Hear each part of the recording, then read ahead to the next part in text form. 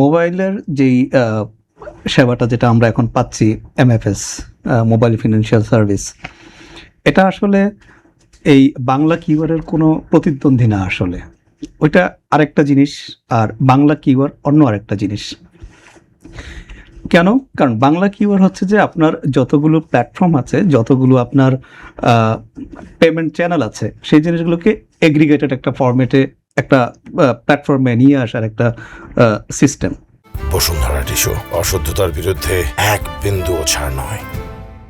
এটা অনেকটা বলতে পারেন যে একটা গেটওয়ে, যেখানে সবাই কানেক্টেড এবং ইউনিফাইড বা ইউনিফর্ম ওয়েতে এখানে পেমেন্ট সিস্টেমটা আসলে রান করে। আর মোবাইল যারা সার্ভিস দিচ্ছেন বা এমএফএস সার্ভিস, এটা অপারেটর এবং এর সাথে যেই প্রান্তিক জনগোষ্ঠী প্লাস হচ্ছে যে মাস পাবলিকের যে কানেক্টিভিটি, কারণ একটা ব্যাংক অ্যাকাউন্ট করার চেয়ে এমএফএস এর একটা অ্যাকাউন্ট করা অনেক বেশি সহজ এবং অনেক ইজিয়ার প্রসেসটা। সো এই জিনিসটা থাকবে, বরং এই জিনিসটা আরও বাড়বে বলতে পারেন বাংলা কিওয়ার্ডের প্রচলনের ফলে। কারণ আগে হতো কি যে ক্যাশে অনেকেই ক্যাশের যেই ব্যাপারগুলো আস্তে আস্তে ক্যাশ আস্তে আস্তে কমে যাচ্ছে।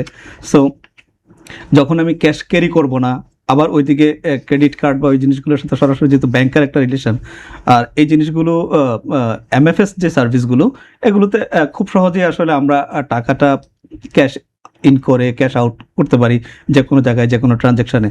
সো আমি মনে করি যে যদি বাংলা কিওয়ার্ডটা খুব ভালো করে প্রচলন হয় এবং সব জায়গাতে গভর্নমেন্টের যে ইনস্ট্রাকশন আছে সেটা মেনে নেয়, তাহলে মোবাইলের যেই এমএফএস যে সার্ভিস আছে সেটা আরও, এখন যে পার্সেন্টেজ আছে, আরও বেশ বাড়বে এই ট্রানজ্যাকশানগুলো।